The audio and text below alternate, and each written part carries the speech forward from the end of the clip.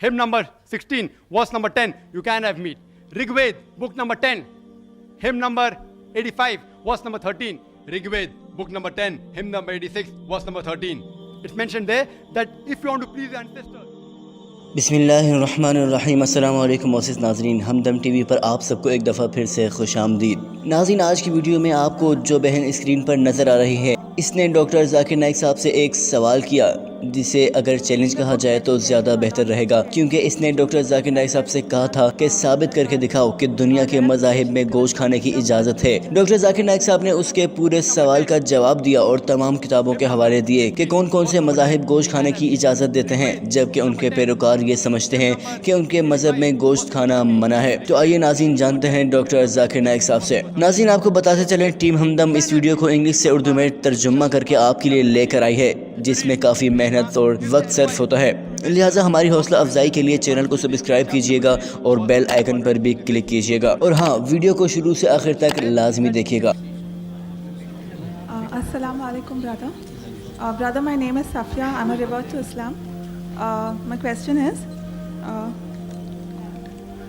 in the book Vegetarian or Non-Vegetarian, Choose for Yourself by Gopinath Agarwal, there are quotations given from major world religions, including Hinduism and Christianity, that non-vegetarian is prohibited. And how do you say it's permitted?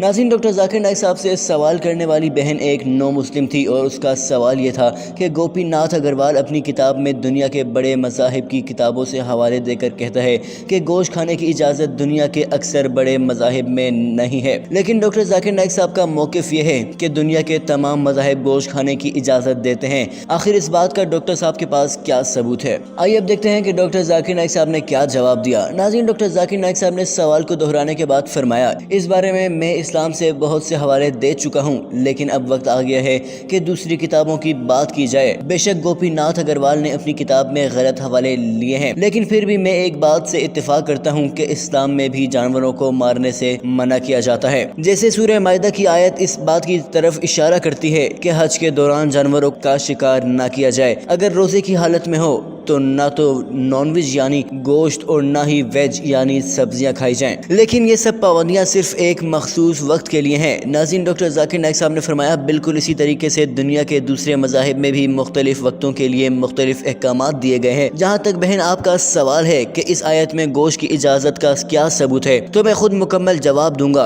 क्योंकि मैंने गोपीनाथ अग्रवाल की किताब पढ़ी है, जिसमें उन्होंने Bible की एक और वर्स नकल की है, लेकिन कोई हवाला नहीं दिया। और वर्स ये कहती है कि मुर्दार खाना न खाया जाए। साथ ब्रैकेट में गोपीनाथ अग्रवाल ने गोश्त लिखा है। नाज़रीन, डॉक्टर जाकिर नाइक साहब ने फरमाया, बेशक इसमें कोई हवाला नहीं दिया, लेकिन मैं एक तकाबुल अदियान का तालिब इल्म होने की हैसियत से हवाला देकर बात करता हूँ। नाज़रीन, इसके बाद देखिए डॉक्टर जाकिर नाइक साहब ने क्या हवाला दिया। डॉक्टर साहब ने फरमाया, बुक ऑफ लेविटिक्स वर्स नंबर 15 में इस बात का जिक्र है कि तुम्हें वो गोश्त नहीं खाना चाहिए जो मुर्दार का हो। यहाँ पर गोश्त का जिक्र नहीं है, बल्कि मुर्दार गोश्त का जिक्र है, यानी मुर्दा जानवरों का गोश्त। ऐसा बिल्कुल भी नहीं लिखा कि तमाम जानवरों का गोश्त खाना मना है। नाज़रीन, डॉक्टर जाकिर नाइक साहब ने बहुत सी आयत के हवाले देकर कहा कि कुरान मजीद भी यही कहता है कि मुर्दार जानवरों का गोश्त खाना हराम है। इसके बाद डॉक्टर साहब ने बाइबल की मुतअद्दिद आयतों के हवाले देकर बताया कि किस तरीके से बाइबल भी गोश्त और तमाम तरह की सब्जियां खाने की इजाज़त देती है, जिनमें से एक हवाला बुक ऑफ ड्यूटरोनोमी चैप्टर नंबर 14 और वर्स नंबर 9 का है, जिसमें फरमाया गया है कि तुम्हें हर चीज़ खानी चाहिए जो इस ज़मीन पर मौजूद है और जो समंदर के अंदर मौजूद है। इसी तरह वर्स नंबर 11 कहती है कि तुम्हें चाहिए कि हलाल परिंदों का गोश्त खाओ, और इसी तरीके से बाइबल की बुक ऑफ हिब्रोस की वर्स नंबर 13 और 14 कहती है कि अगर तुम दूध पियोगे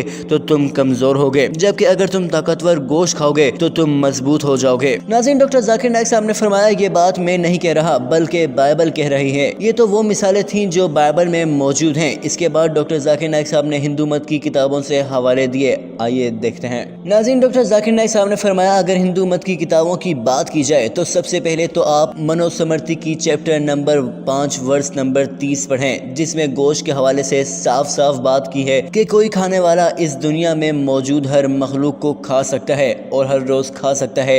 हमें बनाने वाले ने कुछ मखलूकात को खाने के लिए बनाया, जबकि कुछ को उनका खाना बनने के लिए बनाया है। नाज़रीन, डॉक्टर जाकिर नाइक साहब से मजमे में मौजूद एक स्वामी ने पूछा कि یہ بات کہاں لکھی ہے، جس پر ڈاکٹر صاحب نے اپنے پاس موجود ایک کتاب دے دی اور فرمایا کہ میں ہمیشہ تیار ہوتا ہوں۔ ناظرین، اس پر حال میں موجود تمام لوگ تالیاں بجانے لگے۔ ڈاکٹر صاحب نے فرمایا مجھے معلوم تھا کہ لوگ اس بات پر اعتراض کریں گے، جبھی میں تیاری کر آیا ہوں اور کتاب اپنے ساتھ لے کر آیا ہوں۔ اسی طریقے سے رگ وید کی کتاب نمبر 10 یہ بتاتی ہے کہ گوشت کھانے کی اجازت ہے، اور اسی طرح ناظرین ڈاکٹر ذاکر نائک صاحب نے کچھ اور مثالیں بھی دیں جن کا وقت کی کمی کی وجہ سے ذکر نہیں کیا جا سکتا، لیکن ایک ورس بہت ہی اہم ہے جس کا ذکر کرنا ضروری ہے، اور وہ ہے منو سمرتی کے چیپٹر نمبر 3 کی ورس نمبر 266 تا 272، جو ہمیں یہ بتاتی ہیں کہ اگر تم دیوتاؤں کو سبزیاں بھیٹ میں دو گے تو تمہیں 1 مہینے کے لیے ثواب ملے گا، اگر مچھلی دو گے تو 2 مہینے کے لیے، اگر ہرن کا گوشت دو گے